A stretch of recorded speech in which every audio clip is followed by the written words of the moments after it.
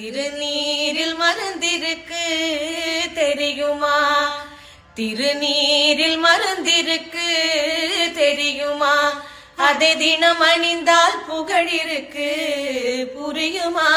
அதை தினம் அணிந்தால் புகழிருக்கு புரியுமா? முருகன் திருநீரில் மருந்திருக்கு தெரியுமா?